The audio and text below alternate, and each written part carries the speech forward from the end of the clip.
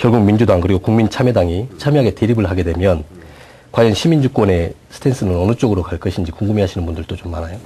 대립하는 요소도 있지만 결국은 대립에서 이 복수로 출마를 한다거나 혼선이 오면 결국 국민들로부터 외면당한다는 걸 이번에 많이 겪었고 또 지난 10년 과정에서도 그걸 많이 경험을 하고 지금 이 성찰하고 있는 그런 단계거든요.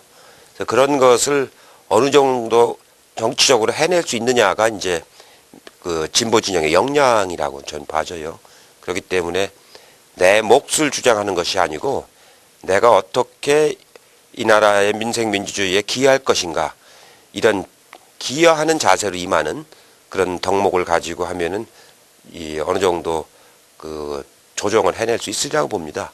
결국은 그걸 못 해내는 게 그건 못 해내면 민주진영 전체에 몰락을 가져오는 거기 때문에 그 역사적 아주 준엄한 심판을 받게 되죠. 그 점을 이번에 시험대에 오르게 되는 겁니다. 결국 민주주의의 몰락이라고 얘기하는 범민주개혁 세력의 좌초.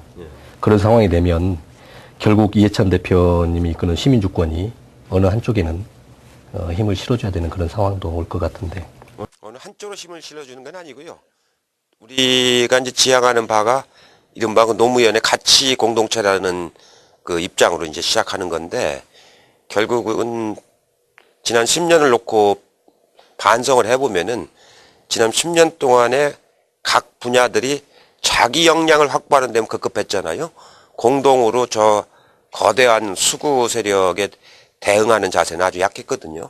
그러다 보니까 이제 정권을 다시 뺏겨버린 건데 이제는 그런 걸 경험으로 해서 이 개혁 진영의 역량을 강화하는 쪽으로 시민주권을 움직일 거예요. 그러니까 어느 정치적인 특정 정파를 선택하거나 그러진 않고 진영의 역량을 강화하는 쪽으로 움직여 나가는 것이 시민주권의 기본 입장입니다. 최근 한나라당 내부의 갈등으로 번졌던 세종시 문제, 이제는 청와대 그리고 친노그룹 간의 갈등으로 다시 좀 증폭이 되고 있는 것 같습니다. 국민들을 향한 해법 제시 좀 필요할 것 같은데요. 그건 뭐 해법 제시할 필요 없어요. 그대로 원 법안대로 하면 되는 겁니다. 원 법안에 구부, 이처, 이청이 가도록 돼 있는 것이고 거기에 자족 기능도 이미 다 들어가 있는 것이고 대학이라든가 연구소도 다 유치하도록 돼 있는 겁니다. 지금 새 정부가 들어와서 한 2년 동안 그걸 취소를 해보려고 호시탐탐 노리다가 이제 하는 것 같은데 원래 법안이기 때문에 그리고 여야 간에 합의가 된 이 법안이기 때문에 그냥 이행을 안 할 수가 없는 법입니다. 특히 그 정부는 국가의 정부지 개인의 정부가 아니거든요. 국가라고 하는 것은 입법부에서 법률과 예산까지 다 합의해 놓은 것을 이제 와서 뒤집는다고 하는 것은 그거는 정부로서의 신뢰가 크게 타격을 받는 거거든요. 이런 전례가 만들어지기 시작하면 앞으로 정부가 어떤 정책도 이제 안정되게 추진하지 못합니다. 그리고 국민들이 믿을 수가 없는 거죠.